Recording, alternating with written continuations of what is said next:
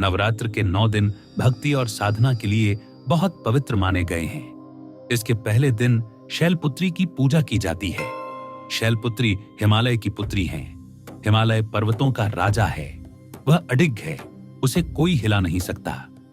जब हम भक्ति का रास्ता चुनते हैं तो हमारे मन में भी भगवान के लिए इसी तरह का अडिग विश्वास होना चाहिए, तभी हम अपने लक्ष्य तक पहुंच सकते हैं। यही कारण है कि नवरात्र के पहले दिन शैलपुत्री की पूजा की जाती है। मां शैलपुत्री की कहानी। मां शैलपुत्री सती के नाम से भी जानी जाती हैं। इनकी कहानी इस प्रकार है। एक बार प्रजापति दक्ष ने यज्ञ करवाने का फैसला किया। इसके लिए उन्होंने सभी देवी देवताओं को निमंत्रण भेज दिया, लेकिन भगवान शिव को नहीं। देवी सती भलीभांति जानती थी कि उनके पास निमंत्रण आएगा, लेकिन ऐसा नहीं हुआ। वो उस यज्ञ में जाने के लिए बेचैन थीं, लेकिन भगवान शिव ने मना कर दिया। उन्होंने कहा कि यज्ञ में जाने के लिए उनके पास कोई भी निमंत्रण नहीं आया है और इसलिए वहां जाना उचित नहीं है।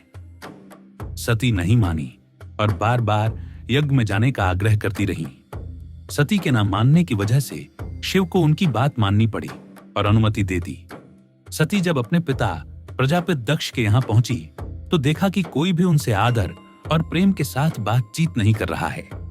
सारे लोग मुंह फेरे हुए हैं और सिर्फ उनकी माता ने स्नेह से उन्हें गले लगाया।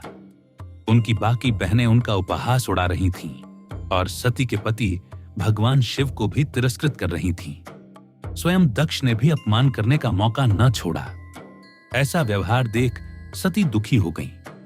अपना और अपने पति का अपमान उनसे सहन न हुआ और फिर अगले ही पल उन्होंने वो कदम उठाया जिसकी कल्पना स्वयं दक्ष ने भी नहीं की होगी। सती ने उसी यज्ञ की अग्नि में खुद को स्वाहा कर अपने प्राण त्याग दिए।